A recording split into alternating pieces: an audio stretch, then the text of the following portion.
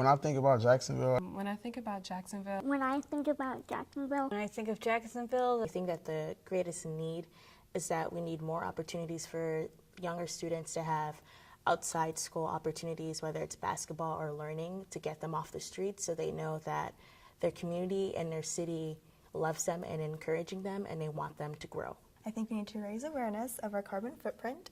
We need to reduce the city's energy consumption, and we need to protect the biodiversity and our marine life. public transportation, Common courtesy. Community-based places where like-minded individuals can come together and find their passion. My name is Kyle Weaver, and when I think about Jacksonville, I think the greatest need is unity. My name is Alan Bass, and when I think of Jacksonville, I think our greatest need has to be more encouragement. My name is Malcolm Sessions. What I think Jacksonville needs is an NBA team, you know what I'm saying? Because I'm tired of seeing Kyrie on TV, tired of seeing LeBron on TV, you know? Go ahead, bring them boys here, you know? Give me an autographed jersey, you know? My name is Errol Melville, and personally what I think Jacksonville needs is more dedicated teachers in the schools, and that goes from preschool all the way up to college. I'm Alexis LeVay. When I think about Jacksonville, the greatest need for our community is love and guidance from our community leaders. Well, what I think we need to do to become a better city is just to bridge the gap. We need to bridge the gap of division. There's a lot of division here in Jacksonville, but it's not only in Jacksonville, it's actually nationwide. And we've got to bring communities together.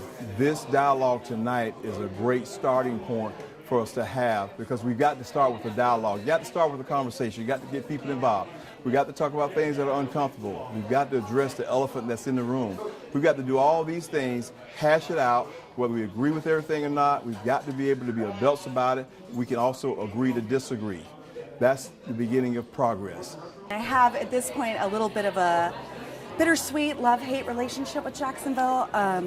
Back in March, my mom was murdered during a home invasion robbery in the city, and we're trying to get justice for her. And I think that bridging the divide would it's the only way we're really going to reduce crime. I'm Jennifer Peterson, and I am a native Jacksonvillian. I grew up on the west side of Jacksonville, and I really feel that one of the greatest issues facing Jacksonville is equal access to education. My name is Malik Hardison. We'll contribute to Jacksonville by simply giving attention. I feel like after everything we've talked about in that assembly or conversation, that everything that is going on right now simply requires attention, and what we need to do is give that attention, and whether it's groups, whether it's companies, whether it's businesses that provide information, sources, anything like that. I feel like attention is needed for all kinds of sources and anything that people need to help them. My name is Drew Patterson. I'm the student government president at North Campus, and I was just a part of Bridging the Divide panel. I feel like after I'm finished with my degree, this is my final semester, after I'm finished with my degree and I work towards my goal of being a civil engineer, I would be able to give back to Jacksonville with full force with my talents and all the experiences that I've gotten. Hi, I'm Jane Toria Burton. I'm one of the co-organizers of Bridging the Divide event this evening. And I want to say that when I think about my city, I think one of the greatest needs that I see is equal education.